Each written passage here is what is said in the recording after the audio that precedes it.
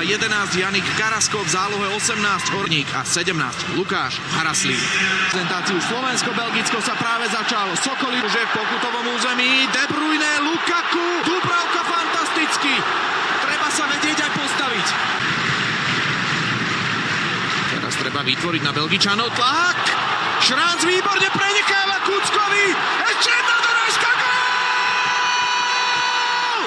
Ivan Šránc, vyhrávame 1-0 na začiatku 7. minúty.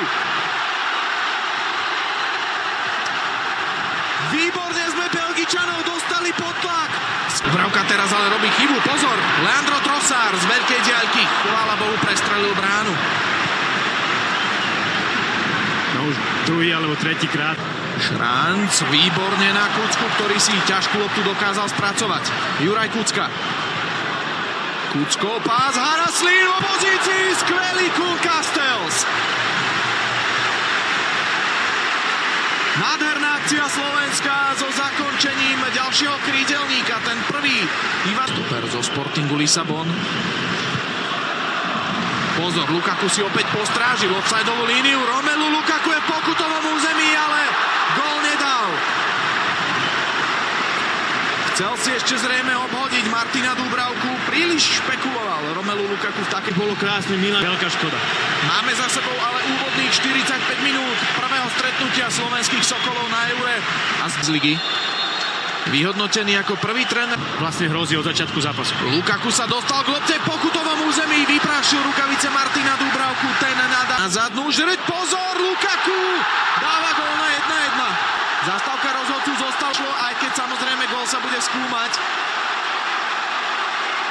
Ale bohužiaľ túto štande ustražiť nedokáže, že sa skúma video a po preskúmaní videa naďalej vyhrávame. Ako Pekarík, Dúbravkov zákrok, Bakayoko, skvelý zákrok na bránkovej čiare. David Hansko vykopol loptu z brány. Ale dostal tam aj zásah. Už je hra prerušená. Dostal zásah do hlavy. Myslím, že jeden z náš. Ďalší nákop smerom dopredu na ďalšieho rýchlika v belgickej zostave Loisa Opendu. Vavro s tým má problémy. Lukaku! 86. minúta 1-1. Kanonierovi naozaj spadlo do brány oslavovať belgickým tímom. K tomu sa skúma, či Lois Openda nezahral rukou. Bojí s Vavrom a kontakt s rukou tam bol. Tak Umut Meller už vie, ako sa rozhodne. My sa to dozvieme teraz. Ruka! Stále vyhráva! A je na úvod európskeho šampionátu sme zdolali Belgicko 1-0. Fantázia v pohybe. Ivan Šránc jediný strelcom zápasu.